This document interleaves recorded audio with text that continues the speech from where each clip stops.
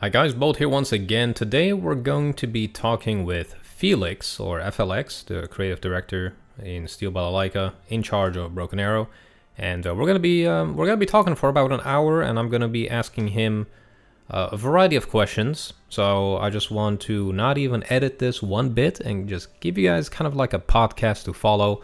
So sit back and well, learn some more about Broken Arrow and what's to come. Yeah, so how have you been since just before launch until now? How's it been going? Oh, well, it's been intense. Like just lots of work and just waiting and seeing, or is it like a lot of back-end stuff that you countered and worked on? I guess servers have been pretty good so far from my end.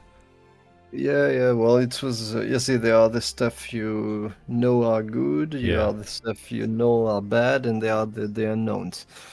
And, well, the servers were one unknown, so we are pretty pleased to see that they are holding, you see, like, I don't know how many guys we had at the same time, but it was pretty big. Yeah. And they held. I think it was like 10,000 minimum every time. Yeah, we reached, on our server, I think we reached 55,000 connected players at the same time, which is quite high. A big peak and much higher than the betas, so... Oh yeah, for sure. Yeah. That's a success on this side. After that, well, the stability seems pretty good, generally. We don't seem to have too many crashes. Yeah, I haven't had any, maybe like 2 server crashes, or like matches crashing for everyone. Maybe just 2 or 3 at most. I mean, crash to desktop, like, suddenly the game closes. Oh yeah, no, we didn't have that. It's mainly just like crashing to main menu, just match freezing, something like that. But that was like, you know, only 2 since launch, I think. I think the main issue I had is memory leak issues, but since the patch, that's been fixed mostly. Yeah, we had in fact blue screen and crash linked to memory leaks, so that we have even less crashes now. That's good. Yeah, I would get instant drops to like 4 FPS, and then I need to restart the game, otherwise it would never be fixed. But now that seems gone, so that's nice. Yeah, remember it was you during the press event, or someone else, I think. Or maybe it was Stealth 17, another guy who said like suddenly 3 FPS. Yeah. On the map. Yeah, I had to Alt F4 and get back in, like during like a tense match. Those made it even more tense. Yeah, that's been crazy. Yeah, so I have a couple of like questions from my community, but also some personal questions. Some are very basic, some are more more detailed or specific, I guess. So I'll just go through a couple of them that I think you might also find interesting. So since the game launched and it did so well so far, have you guys been expanding the Steel Balalaika team, the development team, or thinking of doing it? Yeah, we are actually. We rapidly hire. Well, there is a bit of delay. You see, you don't hire someone from one day to the next, but we already had how's it called, auditions, interviews, job interviews before, but waiting for in preparation. Yeah. And yeah, we have already one guy who has joined us, well, a bit in emergency to deal with the cheaters problem. Yeah. Review the reports.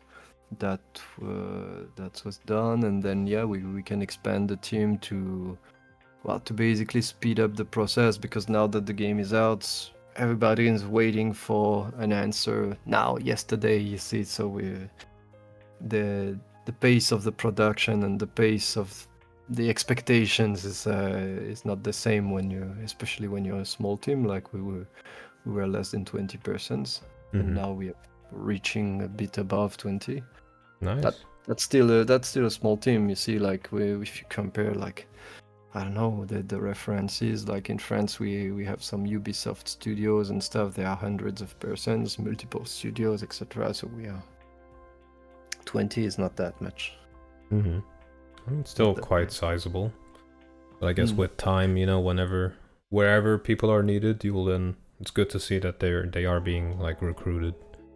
So that's nice. So since you mentioned the anti-cheat system, one of the questions was actually, what are you doing to strengthen, or what is Steel Balalaika or Slytherin doing to strengthen that system?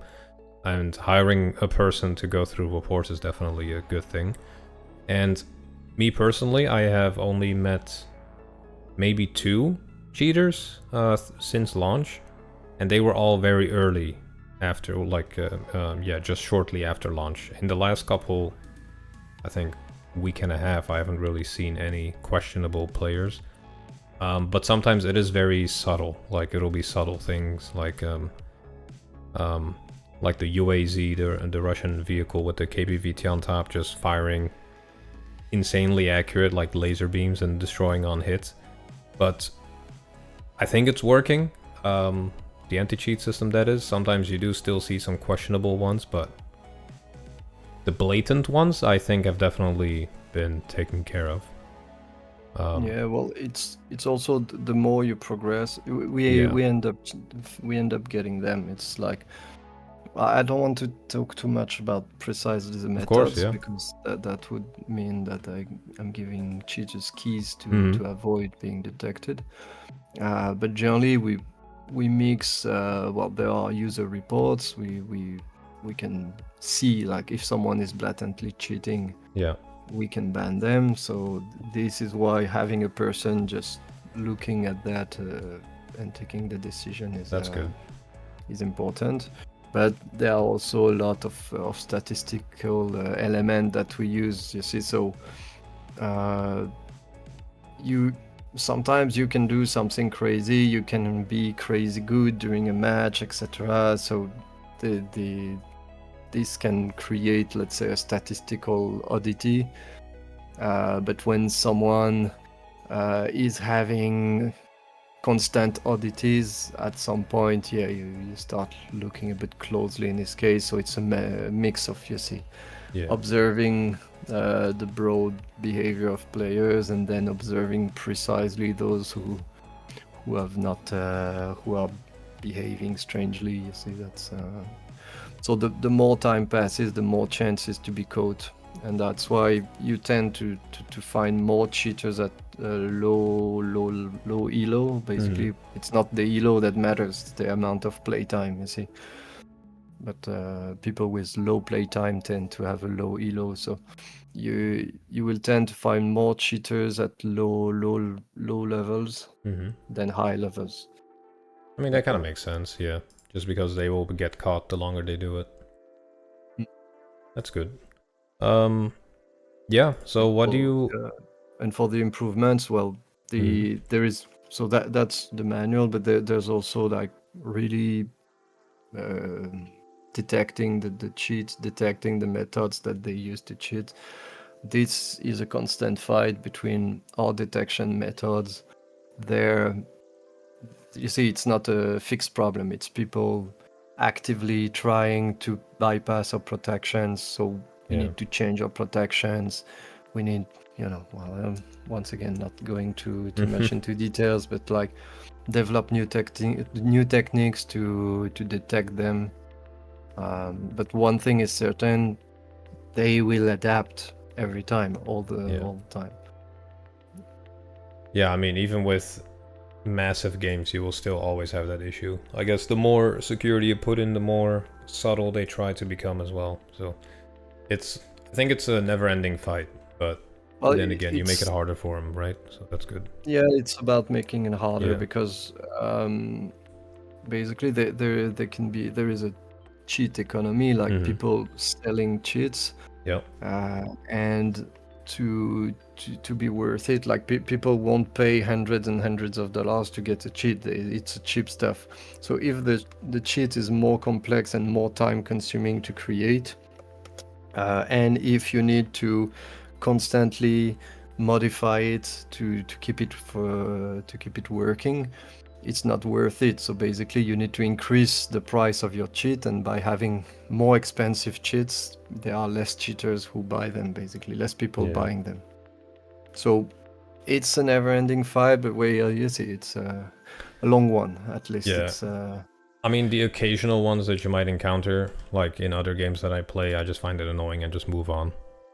So it's at such a low frequency now that I don't really get bothered by it. So that's nice. Well, in any case, aside from that, we're working on the ability eventually to kick a player from the match. Oh, nice. So it's a balance to find between griefing, avoiding griefing, and giving the power to eventually kick out a cheater from a match. That's good.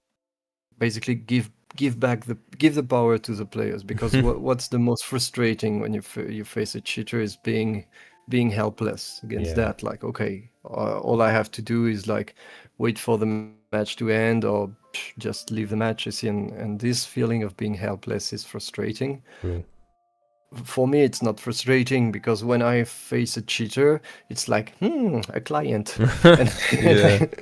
And I can, I have a way to ban the guy, have a way to take action. But for a normal user, it's not. And this is frustrating. Yeah, just like reporting it on Discord feels very, very passive. I'm sure you guys go through it and it has shown. But yeah, no, an instant vote kick would be amazing. That's nice to see.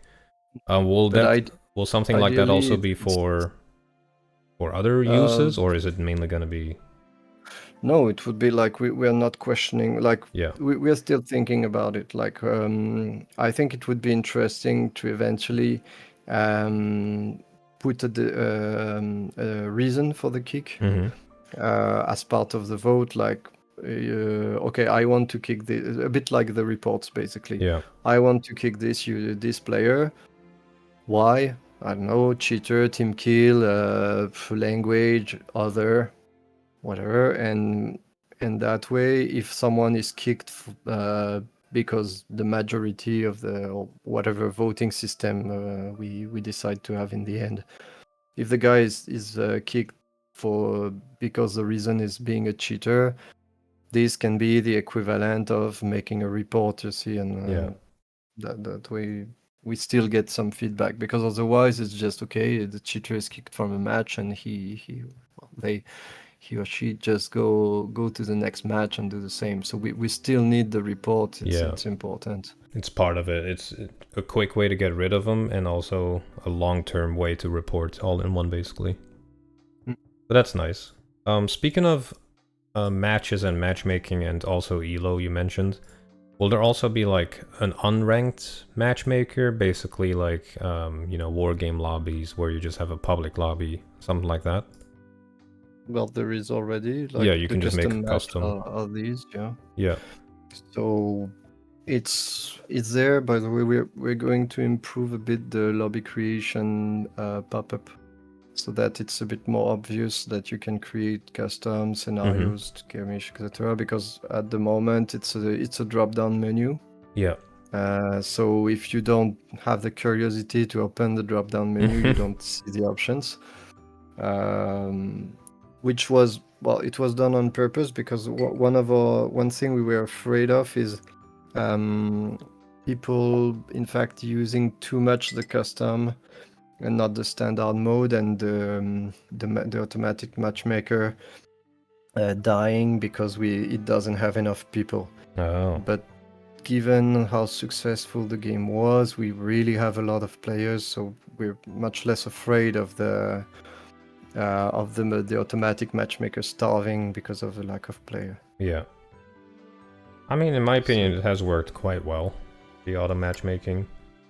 And you do notice you're usually up against people with equal elo, although it doesn't, necessarily mean equal skill, but it seems to work. It doesn't feel like I'm ever in a match where I'm completely dominating or getting completely messed up, So it feels so far to be quite efficient with how it matches people. Are you thinking of other ways to match teams, or is it mainly going to be elo, for example? No, I think, the elo is that, a measurement of performance. So I think, it's already not just that. It's, in fact, we try to match teams based on geographic location. Okay, yeah. To minimize the ping. So it's a mix of trying to get something of the like a good quality match. in the end, that's if we want to summarize what the automatic matchmaker is trying to do, is quality of life. Yeah. And it can be expressed in multiple ways. It's the time you wait.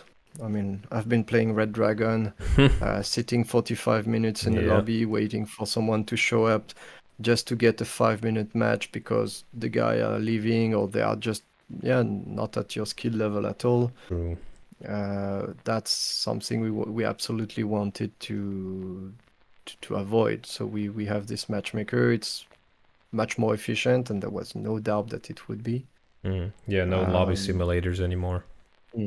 So we still kept the lobbies because you need that if you want to make a tournament, if you want to play in a different way and stuff like that. But it's it has to remain, I would say, not a secondary method, and it cannot be really put on an equal foot with the automatic matchmaker. I think so. Yeah, I've maybe only used a custom lobby 2 or 3 times just to set up in-house matches, for example. Otherwise, we just make a 5-stack and just launch and just see. But I think it's pretty good. So I also have a question about other quality of life changes, since you mentioned quality of life, that you might consider. For example, the line of sight tool is in the game. It definitely improved if you compare to like, the first versions that were there. And I actually use it now, which is pretty good. Are you and the team, are you guys thinking of improving it by adding like weapon range rings, for example, like in other RTS games? If you click on a tank? Yeah? Okay, that's nice. Absolutely. But apparently it was... You see, it seems like a small stuff, but apparently the technical problems they faced to do it were like overwhelming compared to how simple it looks. Like, apparently it's well, I'm not the technician, the technical guy, you see, but like, so you needed to create a special shader for it to go on top of the other texture, etc. So it sounded like a lot of fundamental work to obtain. Like, but it's just a line. Yeah. Can't we? So well, you see, between the appearance of simplicity and the technical simplicity in the back, it's sometimes you have surprised. And I mean, I expect it not to be easy if you think about the the coding that might be involved, even with all the different terrain heights, buildings, and tree lines, all that. I'm already quite happy with how it is now, but there is one fundamental hard problem. Like this one is easy to understand why it's hard, and there is the why is it hard to draw a line kind of problem. The fundamental one is that if you want something to really display the real the real line of sight in 3 dimension, you need to check not just, you see, you need to check absolutely everywhere in every direction, make some ray tracing, and this can be heavy. For instance, the way it works in Steel Division 2 Wano, it's really good, by the way. It's but it's already a simplification because not every directions are actually checked. It's more like there is a grid on the map and they are checking the points of the grid, so and then making a visual to make it look like it's continuous, but in fact they are just checking points on the like checking a grid. So the map is like split up in kind of like a checkerboard, and then it just looks at points between and draws a straight line in between. And you draw a line between the centers of I see. It's a clever solution. It's a good one. But you see, it needs a trick. It needs a simplification to display this, because it's impossible to really check in every direction. I think maybe we could use, you see, there are specific stuff on graphic cards with ray tracing now to calculate the bouncing of the lights and stuff like that. So maybe there would be a way to use these systems to almost simulate, like, as if you're lighting the map and the specific stuff to calculate light could be misused, you see, to create that. That could be That's, funny as well. Using you see, hardware. well, like, yeah, you did the hardware stuff to say, in fact, the line of sight check would be putting a light on the map and Yeah. letting the Yeah, letting the ray tracing algorithm do what they have been programmed to. Well, actually, it's even hardware at this point. They have been built for. That would be fun. Well, you see, we're exploring solutions. That's cool. Oh, that's really nice. No, I remember the first edition of it. Never used it. Now I'm starting to use it a bit more. So I'm looking forward to like how that develops, because it is a really cool system. I think, yeah, that addition to other RTS games has been amazing. You really think about, okay, from this building, you know, I have exactly the perfect range and that kind of stuff. So it's really nice. For the story, for the little anecdote, it's one day the guy who programmed this line of sight stuff, he comes like, okay, I've checked and I've improved the speed of the display. Oh, cool. By how much? 600%. Oh, that's okay. Good. Like, damn. 6 times, yeah. Because I remember it was like a radar, right? It would like make a circle, yeah, but it was quite slow at first. It was slow, and well, now it's the same, except it goes at least 6 times faster, so you don't really see it deploying. Yeah, that's nice. I have a couple questions about the maps in the game. So based on, I don't know if you have the data, like based on the play rate, do you see that some maps are more popular than others? Yeah, I even think there is a public display of that on BA Hub. Yeah. I think I'll go there right now, actually. I think there are stats about it. Because maps and analytics. Because the question would be, if you do notice that certain maps are really outside of the, you know, the 95% of maps that are played, do you then maybe think about editing the maps in ways that people would then play it more, maybe changing spawn points or even structures, putting other zones in? Well, it's already been done since the release. Like, some maps have been modified, but yeah, absolutely. We always have to be careful with statistics, because, like, if you go check on BA Hub, there is a stuff showing how much people are playing on each map, and we can see that, okay, Baltisk is the most popular map, River is the least popular, and that doesn't necessarily mean that everybody wants to play Baltisk and nobody wants to play River, potentially, and that's an information we don't have from this simple graphics. It's like, maybe there is, I don't know, one group of 20% of the users who actually prefer River, even if they are a minority of the people. And if we turn River into another Baltisk, what we do is just, okay, we have displeased 20% of the audience, and the other guy who already had Baltisk, okay, well, they get a second Baltisk if they are midly pleased, let's say, because they already had what they want.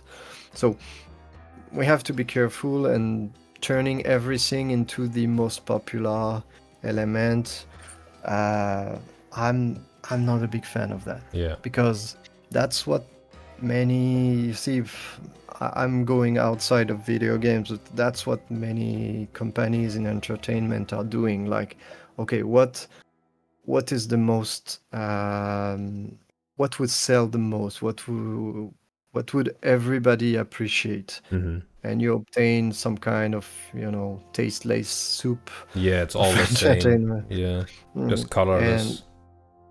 And I much prefer to keep very different concepts in the game.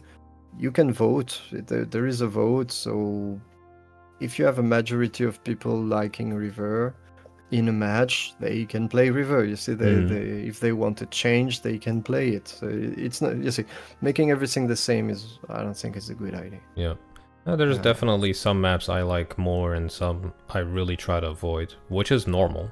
But that's, yeah, I think it's not a terrible thing to have certain maps that are played less, because I guess it might also evolve, right? When new nations are added, new balances, this and that. So we'll see how that goes, I guess. But in general, I think the maps are designed quite well with how accessible the zones are to both sides. Some zones are a bit more easier for for the opposing team and vice versa. I'm also glad it's not like a mirror, because some older RTS games always have this mirror, the match or the map is just divided in two of equal and exactly the same sides of the map, which is, in my opinion, never really a good thing in RTS games like this. So yeah, no, the maps are quite nice. I just feel like some of the maps, in my opinion, are played in a way that I don't find interesting, but that's just down to the person, not really the map, perhaps. And really, it's a matter of opinion. Like, yeah, exactly. I don't know. Yeah, you exactly. can give me names. Maybe we will agree. Maybe we will disagree. Yeah. You see, like, I like River. That's the thing. So I like River because it isn't even like it's good. You can just drive over it with so many of your units. It's not even like a deep, river that splits the map in two and you only have like 4 bridges or whatever. You can just go over it. So that's, I personally like it. I also like, for example, so Kaliningrad I hate with a passion. But yeah, it's fine. I just try to do some different things there, like I play it like war game. I just, send in like 12 helis with infantry to try to cross the river and see how that goes, which definitely makes for fun moments. And then some of the more based on BA Hub, less popular maps I like more than the average person probably. So Ignalina Power Plant, for example, I really like that map. It's really cool. Oil Refinery as well. It's like such a competitive map. I love it. For like, if you're a good team versus another good team, that match or that map really makes for an intense match.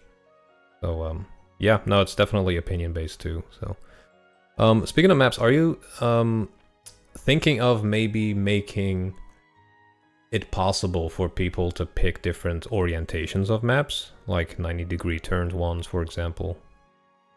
Yeah, we have one technical issue to solve before that. Mm-hmm. But yeah, that's really cool. So as you've seen in a recent update, like we have in the custom matches and skirmish, yeah, the players can choose the size of the map now. There are 2 or 3 different versions. At the moment, it mostly changes the size of the number of zones, basically. Yeah. One issue we have is that in the how's it called, like the preparation phase, you see the moment where you see the map and the zones and you can draw on it. At the moment, in fact, the script, the scenario, because multiplayer maps are scenarios as well. The scenario is not loaded on this exactly on the server. So the information that are displayed don't take into account the fact that the which zone are actually there or not. Everything is displayed.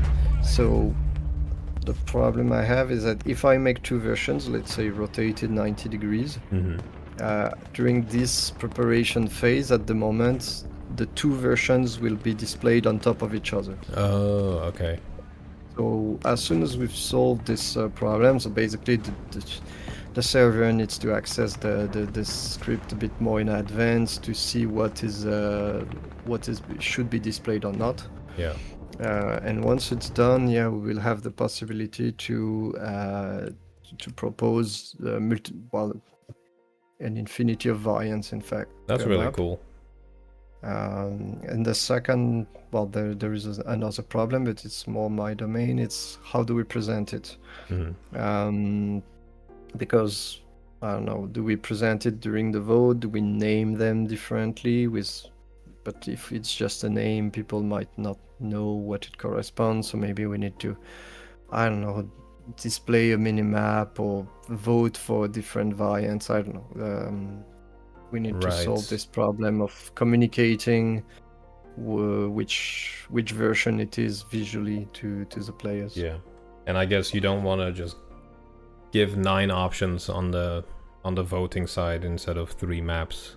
That just creates a chaos. You might just have 9 people voting for each their own map.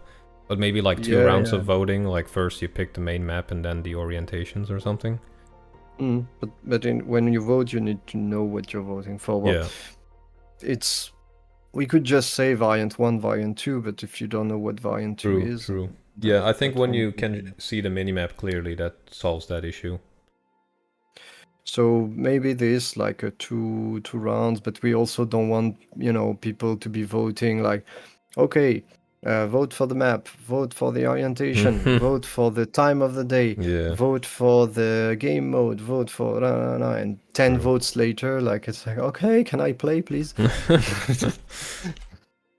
So yeah, we need to find a balance between giving choices and playing. Like in the end, people are here to play, not to play a democracy simulator. Yeah, that's a game too. There's a game like that too. Two questions about like the gameplay part of it. One is, will you extend the deployment phase, like time window?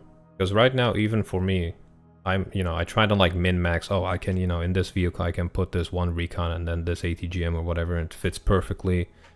This and that. So I spend like 20 seconds already thinking, then I'm down to 40 seconds. Is there any plan to extend this, maybe to like a minute and a half, for example? Not like 5 minutes, but... Not really, no? because that's part of the intention of having a more fast-paced game, in the sense, not necessarily the gameplay you see of units killing each other, but fast-paced in the process of getting a match, playing the match, enjoying it, playing the next. You see, like to go away from sitting in the lobby for 45 minutes, then playing 45 minutes. That's 1 hour and a half just to, you see, with 50% of it doing nothing. Yeah. So you start with less. If we compare to Wargame, to Warno, like it's less waiting, time, less unit, less waiting, less units at the beginning.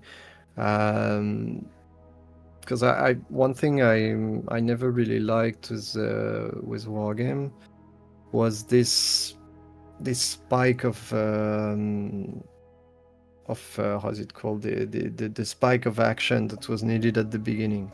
Wargame, it's like you place a lot of units on the match, and then everything starts, and you needed to give the orders manually. I hated that, but we kind of learned to use it. But the moment games like Warno came out, where you could give orders before the match started, my life changed. And the same with this. I can just click where I want the unit to go when the match begins. It's such a quality of life difference. So it's two different approaches to fix the same problem, which is, at the beginning of a match in Wargame, it's suddenly super, like you had all your time to place your stuff, and suddenly it's hectic. You need to send absolutely everything everywhere, click, and many beginners, they were completely lost at this stage. So two approaches: the approach from Steel Division, from Eugen Systems, which is, okay, we give orders to the ghosts, and the order is transferred to the unit after the match. So it's still, in fact, a huge spike of things to do at the beginning, but you've planned all of them. So what is the result is that you have an even longer preparation phase, followed by, well, basically nothing, because if you planned correctly during the preparation, you don't have much to do during the deployment itself. And the solution I picked for Broken Arrow was something actually simpler, more instinctive. You see, it's like, okay, you just have a few units, deal with them, you will get more over time, and with a system of upkeep, we make sure that you never have too much to deal with at a time. And this system of upkeep, you have that in many games as part of, like, sometimes as a population limit or something. Okay, we make sure that the player is not just accumulating troops but also using them. Yeah. No, I think that system is definitely nice in the way it keeps the game snappy and definitely more manageable for the player as well. So I don't know if I'm just freaking out or something, but I remember, or like maybe I dreamt it. I remember in previous closed betas, well, maybe not the closed betas, but some of the beta or playtesting, correct me if I'm wrong here, I think it was an open beta, there was an auto win option outside of sudden death when we reach certain amount of units, or was it kind of still sudden death but not made clear on the screen? Because I'm wondering if there will be an auto win at some point where you get like, oh, you passed 15 points at the end of phase 2, you're good, like GG's. No, it was never there. It's, No? The game mode that we had during the betas was very simple, actually. It's just like there are zones, capture them all. Right, and then you just automatically win.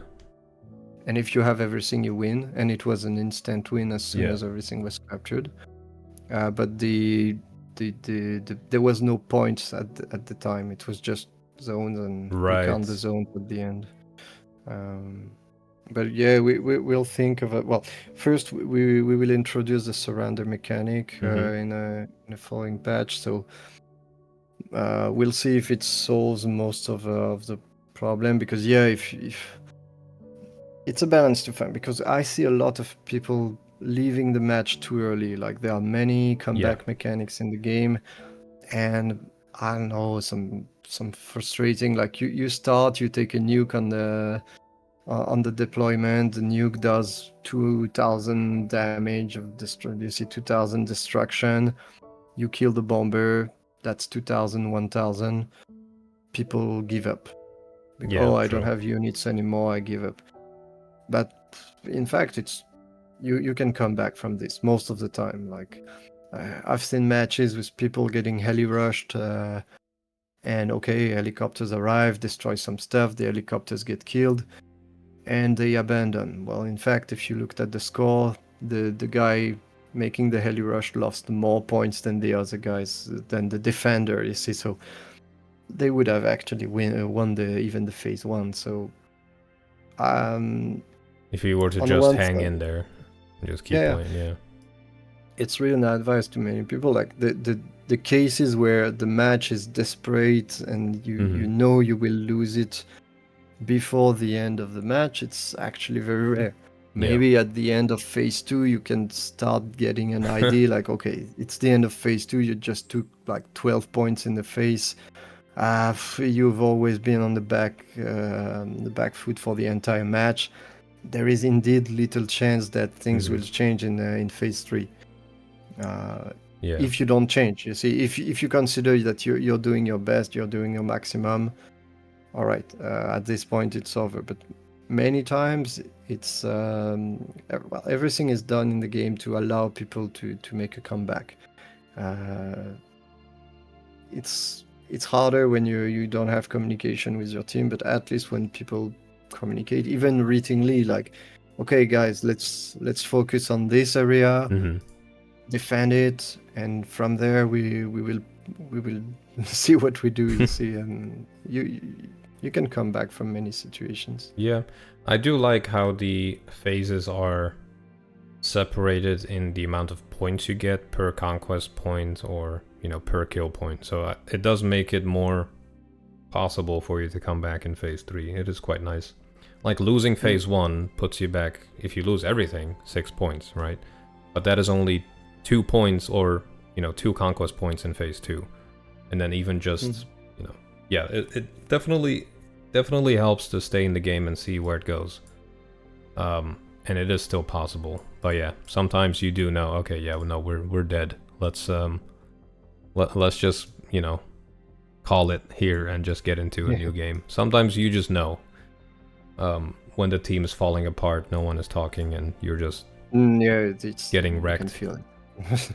But So I think, I'd yeah, say it's rare unless the skill levels are really yeah, different and yeah, the enemy team is basically toying with you because they're yeah. not Those capturing the last points, and that's the kind of case where I think surrender option would be like, okay, it'll be we nice. don't have the motivation anymore, so let's stop here, talk calmly Mm, before getting angry at each other. It's not very positive, and true. Will that let's have try. different will that have different effects on like your elo versus just going to main menu if everyone votes to quit? I think that's also something difficult to balance, right? No, it's just in fact it's because this function comes together with the function to penalize people leaving their team Right. I without a see. vote. The two stuff go together. Yeah.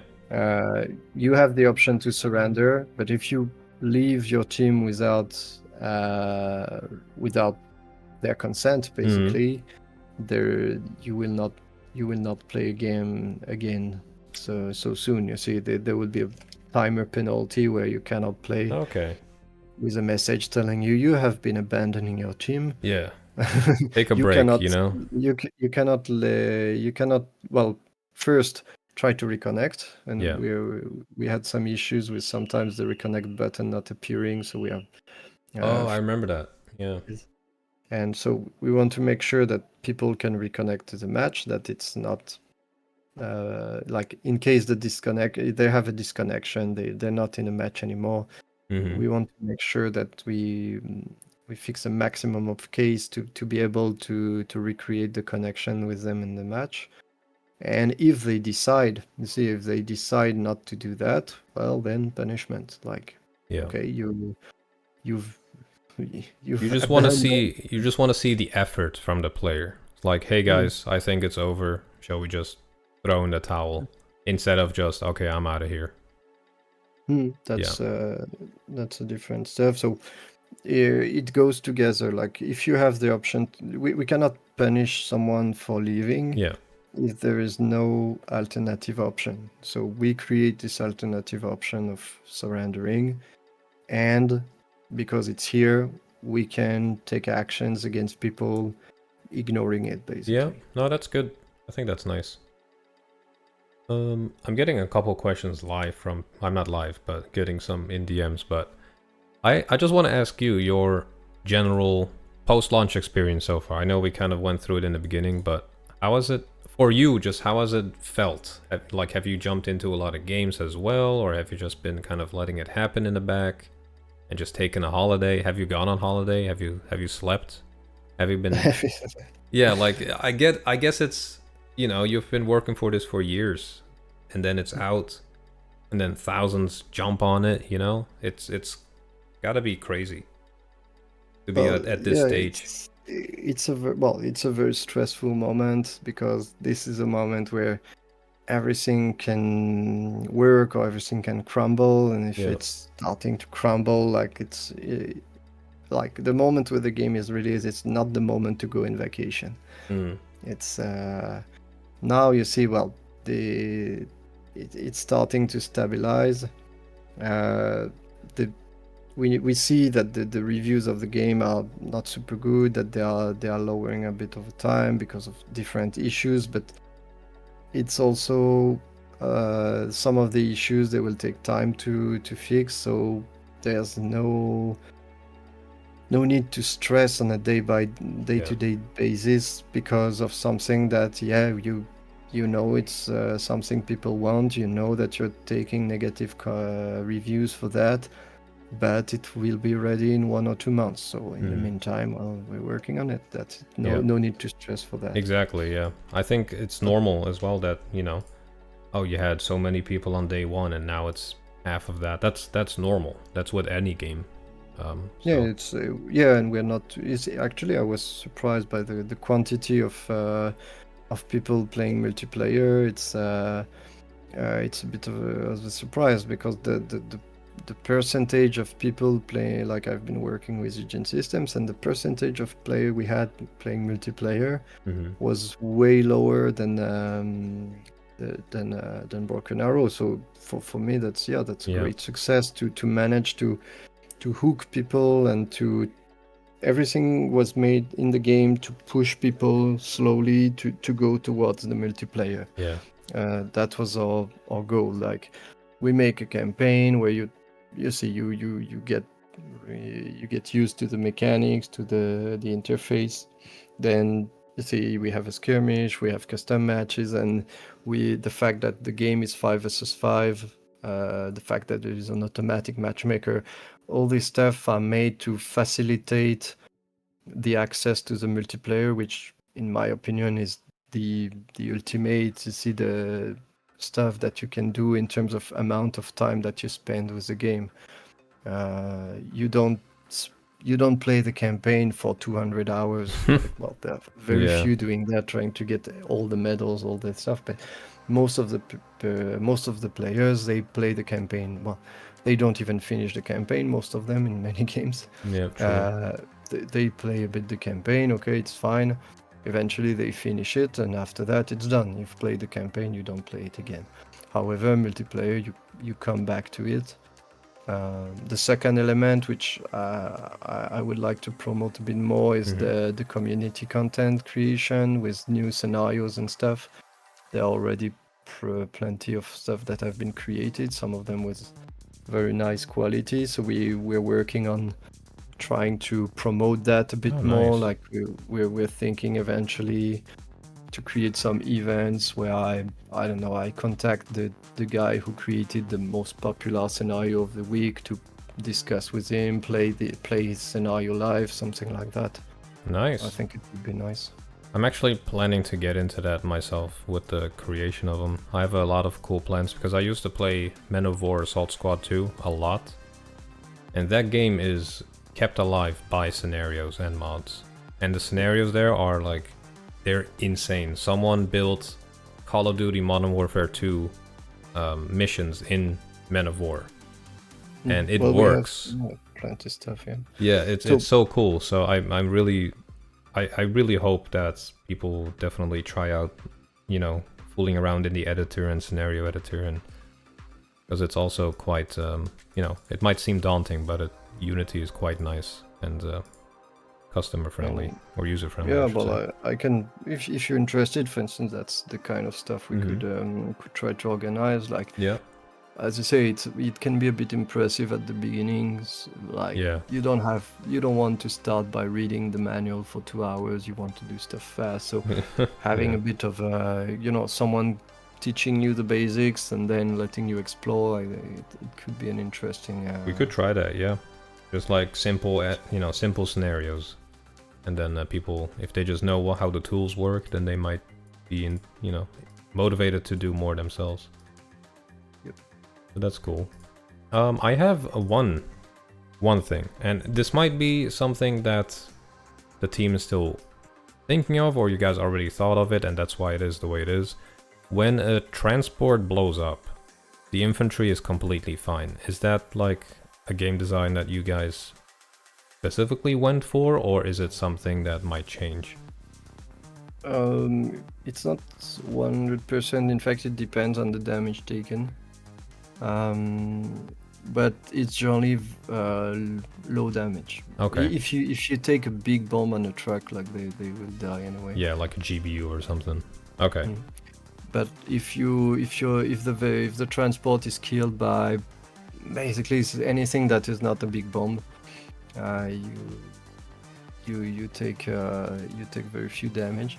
The general idea is the transport is here to protect you, not to give you more damage, because in Wargame, and I think it's the same in Steel Division and War No, if the transport is killed, everybody inside is killed. At least in Wargame there were some survivors, I True. think. Yeah, I think War No is most of them are dead. There's like a small chance that some survive, but it's very rare. And I don't think it's a very good design decision to do that, because in reality, if your transport is pierced by an APFSDS round, people inside are clearly not happy. But it's really the idea, but it creates one reaction, which is you unload your guys all the time, and it creates some strange stuff. Like if you take, I don't know, if you take a bomb on the vehicle, a small bomb on the vehicle, everybody dies. But if you exit the vehicle and sit next to it, the amount of damage that you take is much lower. So I cannot disagree with this. I in fact completely disagree with this this state of things. And I really wanted the transport to be a protection,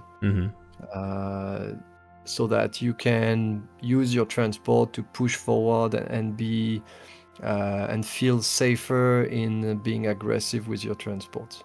Yeah. No, I think no, that was kind of what I wanted to know, if that was like designed like that on purpose. Because I also didn't like all the units dying completely. It does make sense that big bombs do kill everything in the vehicle, which I have noticed. Maybe I was thinking the infantry could be panicked more, or like slightly stunned or something. But yeah, we'll just have to wait and see, I guess. See if maybe this formula could be tweaked, but generally the idea is here, like the transport is here to protect you. Yeah. You're always, you see, when bullets are flying, you're better inside than outside. Yeah, true. I mean, the transports are not necessarily cheap either, right? So losing it is already a big hit. So if you look at it from an economic standpoint, that's also a good balance, because Striker, you know, Striker fully upgraded Strikers, 100 plus points, K17 fully upgraded, 100 plus points. Infantry might be 60, 70, 80, so I guess it also makes sense that you do survive with it. Especially Bradley, which are known for survivability, so... Yeah, okay, no, that's good. I'm pretty happy, and the result we got is something rather, something dynamic, where people can push, and it's sometimes it's a bit extreme, but I prefer something where people are extremely aggressive rather than extremely defensive, doing nothing. And like sometimes it's a bit like we are joking, like the MPV is like the Space Marines drop pod. I love that thing. Yeah. Something, but I think it creates fun interaction. Like the guy is rushing your direction, you're running out of empty tank, and they arrive, they smash the front door of the building with the vehicle and enter directly into it. See that kind of I do like that, yeah. SWAT techniques, like crushing the wall of the house too. Whenever I play with newer players and I see them holding back, I just tell them, okay, look, shove that AMPV into that Sturmovicky's face and unload the infantry. Trust me. And they get in there, Sturmovicky can destroy it, the infantry unloads, and he takes the building, and it does make for a more fast-paced, more aggressive, you know, eye-candy experience. Sometimes, yes, with very cheap transports, with cheap infantry, it does cause, you know, this convoy just plowing through your lines. But, you know, that's just how people will then play, which is fine. And most of the time, it doesn't end up winning the game for them, anyways. It just looks funny. Yeah. This is a big one. I don't know why I haven't asked this one yet. The replay function. I need it. I need it, Felix. I know. we all need it. Well, that's what I was talking about things that everybody agrees we should have them, but can't be done. Takes time by tomorrow. So, we'll work on it. Awesome. It would be positive in many ways, like learning. Oh, absolutely. That'd be crazy. Commenting, learning, commenting, finding cheaters as well. Because sorry sir, but how much unit do you have in this replay? Yeah, how fast did he go? You know. So it would be really positive in many ways. It's complex to make, so it will take some time to arrive. Yeah, no, you see, the kind of stuff that it's useless to stress about. Yeah. I mean, it sounds easy, a replay, but it's, you know, X, Y, Z coordinates of units, what they do, what they're doing it at. It's a giant just text document. In fact, it's not that easy because it's not XYZ Oh, coordinates of the really? units. Okay. That's not how replay works, because otherwise that would be way too much information to record live. Right. Because how it works, a replay, basically, it's a history of all the commands that have been given in the match, which are being given again in a simulation of this match. So let's take a simple example. I spawn a unit at 2 seconds. I give a move order to go forward at 4 seconds. And at 8 seconds, I give the unit the order to move to the right. The position where the unit is when it starts moving to the right is not saved in a replay. Oh, It's okay. the replay is just replaying the unit moving forward and getting the order to move to the right again at the same time. And theoretically, same causes, same consequences. Everything should be replayed the same way. Yeah. And that's not a given. That everything will happen exactly the same when you play. You see, when you launch the same match and give the same orders at the same time, it's Yeah. not that easy. Man, the things we took for granted. That's crazy. I didn't know it was that difficult. And that's also why rewinding in a replay. Oh. Like there are some games doing that. I think StarCraft 2 has a Oh, rewind really? function, but I'm not sure you can rewind smoothly exactly. It's maybe they have little saves you see Right, regularly, yeah. and you can move back to a save like maybe every 10 seconds, maybe every minute, you see. But because this system doesn't allow to rewind, because you cannot say move back this Yeah. the information 2 seconds earlier. You would It have will to move back the reset, info. basically. Yeah, it would have to reset the state of the Yeah. game to 2 seconds earlier, which is needs to save absolutely everything all the time, which is impossible. So yeah, replay system is not that easy, and you cannot brute force save all the information all the time. Yeah, that would create a lot of traffic. Just a lot of data. Yeah. Let me see. So the last one I want to ask, since we have been talking for an hour, I don't want to keep you on a Friday. So the topic of new nations, because one of my viewers sent me a picture that I've been trying to find of a truck that had a QR code on it.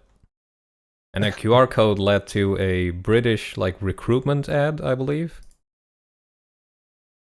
So I'm guessing the British will be in there, which makes sense. It's Yeah. Yeah, okay, that's all I'll say. All right, next question. it's 3D modelers trolling. Yeah, okay. Okay. Like we will probably do the British at some points, but Yeah. It's cool though, you know, some small Easter egg. I think that's fun. Oh well, I never it's, you knew. see, it's a small team. It's Yeah, people are having fun making some Easter eggs and stuff like that's that, and cool. it's not. You guys should add like QR Uh, codes to getting rickrolled or something. yeah, recall and That'll be like good. hidden inside of the texture of a tire of a truck. Or something Yeah, like yeah. That'd be well. nice. Get some CSI going, you know. No, it's That is cool. No, I was actually wondering. I was like, wait, are they doing what BSG is doing with all these Easter eggs? You know, like real world treasure hunting, finding these messages in bushes and stuff. we don't really Yeah. have time to hide. I can do some. I can do some in Netherlands. You know, like if you give me coordinates, I can hide a bottle with a letter in it or something. No, that's really cool. Yeah, thank you so much. I mean, we can discuss other things if you want to. If there's something on your mind that you might want to share with people or discuss with me. But I have a sheet of questions that are mostly green now, since we've kind of discussed them all. No, well, Johnny, I don't have much to say Yeah. except we are really happy with how the game is running. We know that there are shortcomings that we are working on that. As I say, the work doesn't end with the release. It starts there, right? Yeah, well, no, we've been working quite a Now lot. it begins. No, we've been working quite a lot before that, but it's the game is a platform, and it's also an investment. Like, no, now we have all these mechanics, all these game rules, all this stuff which are here. Let's expand on that. Let's not leave it where it is and be happy with, oh yeah, we sold a lot of games, let's take all this money, sniff coke and hookers and stuff, and go away. That's not how it works. Like, Yeah. we yeah we need to expand, and I think it's I think people would like to expand that. It might sound greedy, like, okay, yeah, we've sold the game, let's make DLC, let's sell DLC now. But well, in the end, we don't work for free. Yeah. But also I think, yeah, so it's an arrangement between customer and producer, you see, or the creator of the game. Like, we create something people like, they pay for it. With this money, it allows us to work even more on what's coming next. And when it's out, we sell it, and that's the loop. So I don't think it's really greedy to say that. Like, yeah, Yeah. we need to expand on. We have the intention to expand on the base that we have created now. Yeah, no, I agree. I think it has just, it needs more time. It needs more fine tuning, and it'll develop with time. And that's what I've seen over and over with RTS. And I'm sure people definitely like the game a lot. Everyone I play it with loves the game. We're sometimes too dedicated, and I stay up until 2 in the morning while I have work at 7. So, yeah, no, it has happened. I've missed a couple meetings at some point. It was bad. When it's starting to be dangerous, it's the moment. Yeah, For your then job, I it's the took a moment break, to make it like, okay, we'll stop at 11 today. But yeah, no, we'll definitely get a match going soon. Yep. That'll be really fun, because last time I think we played, I don't even know if, no, we did play. That was during the content creator closed beta that you guys set up for a couple days. That was a lot of fun. So we'll definitely get a game going. I just want to thank you as well for taking time to answer a couple questions. I think it'll definitely get more people excited as well, and give them peace of mind about certain things, like, the replay option and the line of sight tool, and all that we discussed today. So yeah, thank you so much. No problem.